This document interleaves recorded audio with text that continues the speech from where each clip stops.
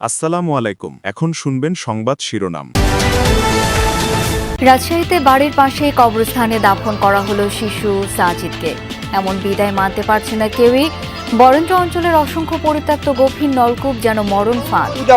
Boring এর মুখ এরকম খালি আছে, অনেক বোরিং আছে। এই যে দুর্ঘটনা করেছে এটা তো ঠিক করে, এটা বোঝা রাখতে হতো। রংপুরে মুক্তিযোদ্ধা যোগেশ চন্দ্র ও তার স্ত্রীকে হত্যার ঘটনায় এক শিক্ষার্থী গ্রেপ্তার। ঋণ পরিশোধের জন্য অর্থ লুট করতেই দুজনকে খুন করে মোরসালিন, বলছে পুলিশ। ধার দেনা পরিশোধের জন্য সে চাপে পড়ে, উপায়ন্তর না পেয়ে তখন তার বাড়িতে থাকা সেই কোডনটা নিয়ে সেই কাজটা করে। চাঁদপুরে দুটি আসনে মনোনয়ন নিয়ে বিভক্ত বিএনপি তৃণমূল। প্রার্থী পরিবর্তনের দাবিতে অব্যাহত কর্মসূচি। ভোটের মাঠে প্রভাব পড়ার শঙ্কা। শীতের শুরুতেই নাটোরের গ্রামাঞ্চলে খেজুর গুড় তৈরির ধুম। ব্যস্ত সময় কাটছে গাছিদের, সরবরাহ হচ্ছে জেলার বাইরেও। আসসালামু আলাইকুম। এতক্ষণ শুনছিলেন সংবাদ শিরোনাম, এখন শুনবেন বিস্তারিত। রাজশাহীর তানোরে পরিত্যক্ত গভীর নলকূপের গর্তে পড়ে নিহত 2 বছরের শিশুটির জানাজায় অংশ নেন হাজারো মানুষ। জানাজা শেষে বাড়ির পাশের সামাজিক কবরস্থানে দাফন করা হয় সাজিদকে। উপজেলা প্রশাসনের পক্ষ থেকে শোক সন্তপ্ত শিশুটির পরিবারকে দেয়া হয়েছে আর্থিক সহায়তা। ছোট সন্তানকে বুকে চেপে সান্ত্বনা খোঁজার চেষ্টায় সাজিদের মা। শিশুটিও বুঝিবা টের পেয়েছে আজ বিষাদের দিন। বৃহস্পতিবার সকাল 10:30টার দিকে সাজিদের জানাজার নামাজে অংশ নেন হাজারো মুসল্লি। নামাজ শেষে তাকে দাফন করা হয় বাড়ির পাশের কবরস্থানে। সাজিদের বাবা এ সময় তার সন্তানের জন্য দোয়া চান সবার কাছে। আমি সবার কাছে, সবার প্রতি খুব কৃতজ্ঞ। আবারও দোয়া চাই যাতে সবাই, দেশবাসী সবাই যাতে আমার ছেলের জন্য দোয়া করে। আমার এইটুকু চাওয়া, আর কিছু চাওয়া নেই।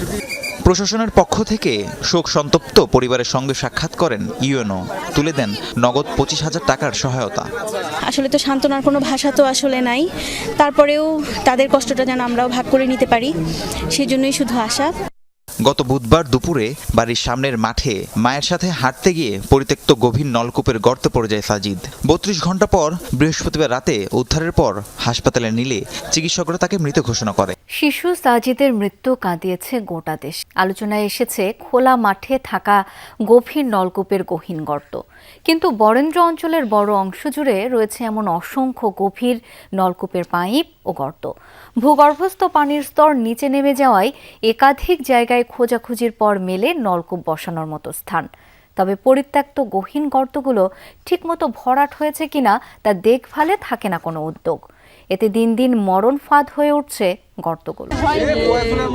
যে গহীন গর্তে পড়ে শিশু সাজিদের মৃত্যু হলো, তার থেকে প্রায় 50 মিটার দূরত্বে একই রকম আরও একটি গভীর নলকূপের পরিত্যক্ত গর্ত।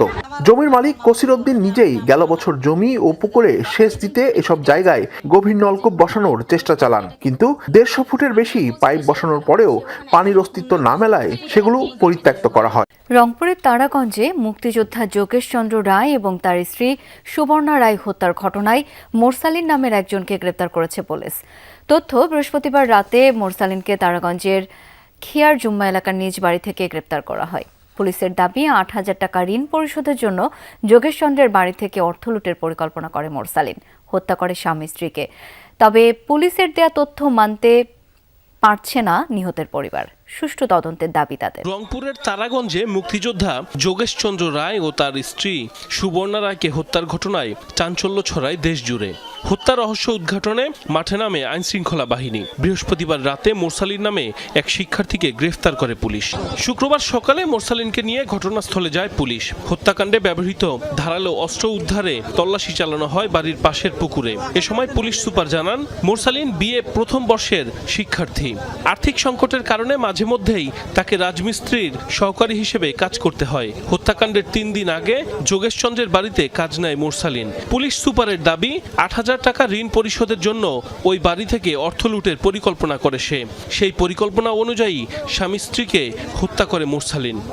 8,000 টাকা দেনা ছিল, এই দেনাটা পরিশোধ করার জন্যই এই বাড়িতে সে এই খুনের ঘটনার আগে ইমিডিয়েট পূর্বে 3 দিন ধরে এখানে সে টাইলসের কাজ করেছিল।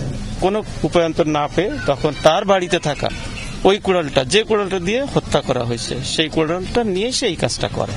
মোরসালিন পেশাদার খুনি নয় জানান পুলিশ সুপার। নিজ বাড়ি থেকেই তাকে গ্রেফতার করা হয়। যখন আমরা ওর বাসা থেকে নিছি, নেওয়ার পরে আপনার না হলো 3-4 ঘন্টা পরে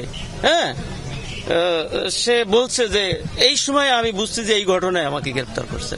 তবে ৮,০০০ টাকার জন্যই এই হত্যাকাণ্ড এমনটা মানতে পারছেন না নিহতের পরিবার। দুটি আসনে মনোনয়ন নিয়ে বিভক্ত হয়ে পড়েছেন বিএনপি নেতাকর্মীরা। প্রার্থী পরিবর্তনের দাবিতে বিভিন্ন কর্মসূচি পালন করছেন মনোনয়ন বঞ্চিত নেতাদের অনুসারীরা। তৃণমূলের কর্মীরা বলছেন দলীয় কোন্দল নিরসন না হলে এর নেতিবাচক প্রভাব পড়তে পারে ভোটের ফলাফলে। বিএনপির প্রাথমিক প্রার্থী তালিকা ঘোষণার পরপরই উত্তাপ ছড়ায় চাঁদপুরের ফরিদগঞ্জে। মনোনয়ন পরিবর্তনের দাবিতে আন্দোলনে নামেন দলের একাংশের নেতাকর্মীরা। বিএনপির শক্ত ঘাঁটি হিসেবে পরিচিত চাঁদপুর 4 আসন। এখানে প্রাথমিকভাবে দলের মনোনয়ন পেয়েছেন সাবেক এমপি হারুনুর রশিদ। কর্মী সমর্থকদের নিয়ে চষে বেড়াচ্ছেন নির্বাচনী এলাকা। অন্যদিকে উপজেলা বিএনপির আহ্বায়ক এম এ হান্নানকে মনোনয়ন দেওয়ার দাবিতে বিভিন্ন কর্মসূচি পালন করছেন তার অনুসারীরা।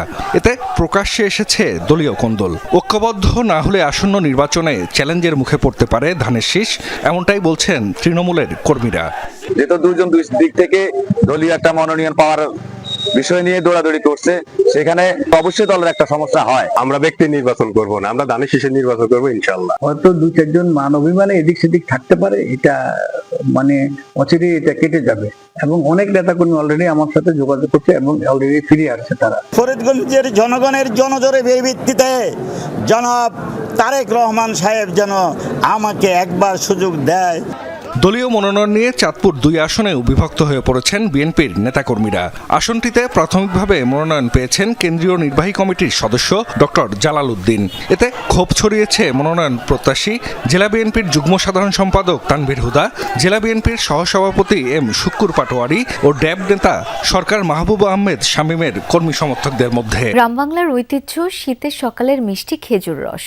শীতের শুরুতেই খেজুর রস সংগ্রহের চিরাচরিত সেই দৃশ্যের দেখা মিলছে নাটোরে। গাছ কাটা, রস সংগ্রহ আর গুড় তৈরিতে ব্যস্ত সময় পার করছেন এখানকার গাছিরা। স্বাদ ও মান ভালো হওয়ায় এখানকার গুড়ের চাহিদাও বেশ। কুয়াশায় মোড়া ভোর, প্রকৃতিতে নিজের আগমনী জানান দিচ্ছে শীত। আর শীতের সাথে জড়িয়ে আছে গ্রাম বাংলার ঐতিহ্য, খেজুর রসের উষ্ণতা, মিষ্টি গুড় আর পিঠাপুলির পসরা, বাঙালির অবিচ্ছেদ্য ভালো লাগা। এই মৌসুমে পূব আকাশে সূর্য উকি দেওয়ার আগেই ব্যস্ত হয়ে পড়েন গাছিরা। সারি সারি খেজুর গাছ থেকে রস সংগ্রহের জন্য কাটা হয় নিপুণ দক্ষতায়। ঝুলন্ত মাটির হাঁড়িতে জমা হতে থাকে অমৃতসম খেজুর রস। আমাদের এই খেজুর গাছটা পরিচর্যা করি কাতি মাস থেকে। অগ্রহণ মাসে এসে আমরা এই খেজুর গাছে হাঁড়ি দেই। ফজরের নামাজের পরে থেকে আমরা গাছের রস নামাতে লাগি।